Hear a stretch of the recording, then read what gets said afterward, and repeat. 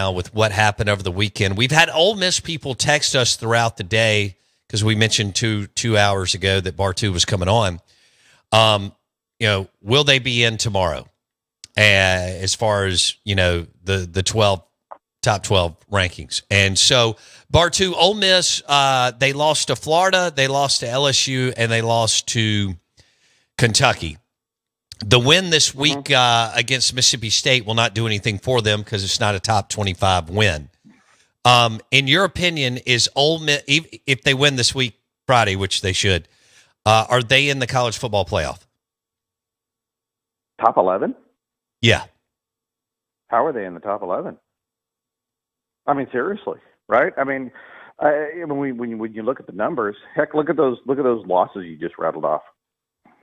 So tomorrow night when the top 15 come out, those 15 teams are going to have a combined 23 losses between the 15 teams.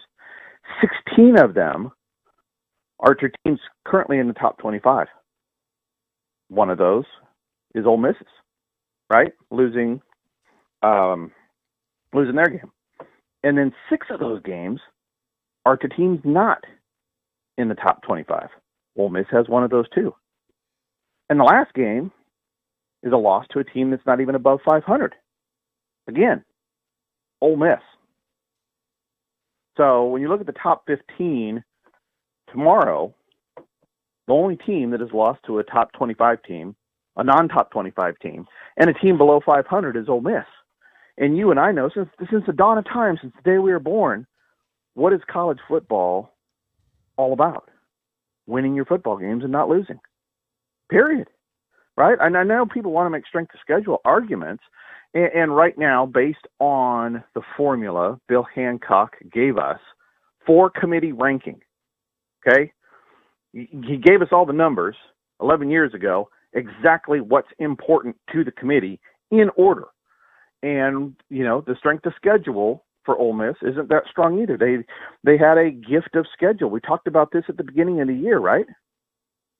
That was one of the things that Ole Miss fans were so excited about because, Texas and Tennessee and Ole Miss really had one job, right? Win all your games, split against the top 25 teams. That's it. Tennessee, they won all their games, and they split against the top 25 teams. Now all they got to do is beat Vanderbilt. Texas won all their games, and all they have to do is beat A&M, and that'll be a split of the top 25 teams, and they're in. And for Ole Miss, that Kentucky game, that's it. Right? It's nightmare fuel. It's a sub-500 team. It knocks them down, and in my opinion, it knocks them out completely from the discussion. So, I think on Tuesday, and I could be wrong, right, because all our model does is model the last 11 years of playoff committee behavior. That's it. No more, no less. I'm unemotional about it. I talk the way I think the chairman should talk after they rank, and not just throw narratives out there for the media to feed on. But we have Ole Miss at 15 tomorrow, and you're going to have to be at 11.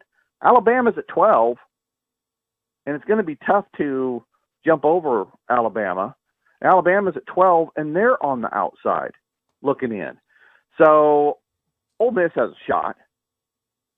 But I think it's a very, very tiny percentage.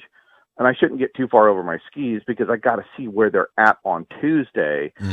If they're at 15 behind Clemson and South Carolina, one of those two are going to win this weekend, they are done. So it's all about tomorrow night for Ole Miss fans. Where does the committee rank Clemson and South Carolina?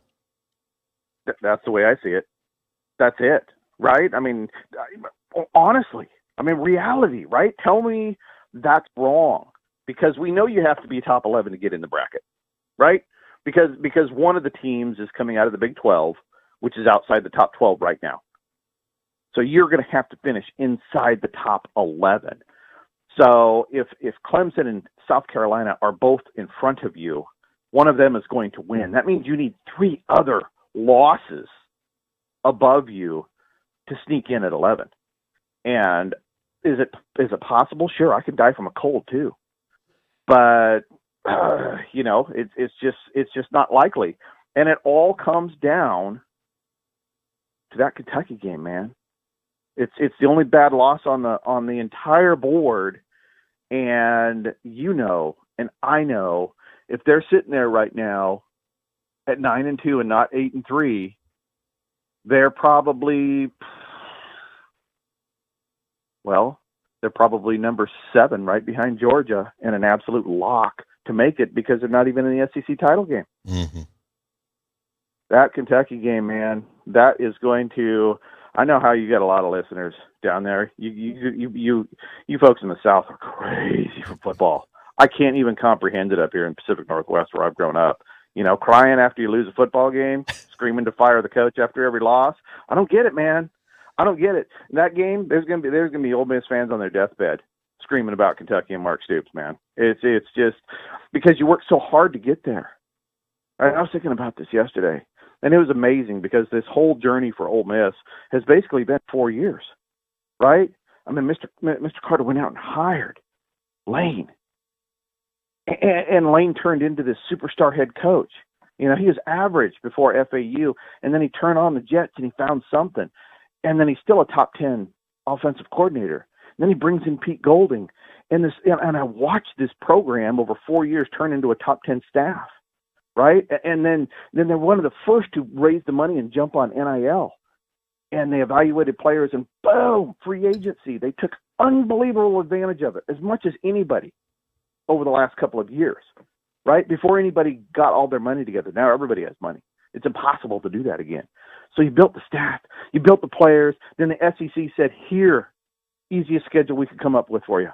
And I know that's not the way it works, but that's what it looks like, right? You had a Texas schedule. You had a Tennessee schedule. You had it all in place. The coaches, you had a top 10 staff. We all knew it was a national championship level roster, and then you had a national championship level schedule. And then the Kentucky game at home in Oxford. Boom. 4 years of unbelievable planning and perfection turned into a Shakespearean tragedy, and you lost at home to Kentucky. And that window's probably never coming back like that, because you're never having the free agency option that you had the last few years now that everybody's caught up.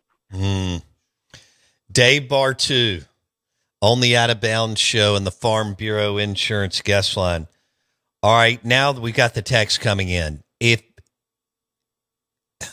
Bama beats Auburn, so basically you give single-digit chance percentage-wise for Ole Miss. Lots of stuff has to happen.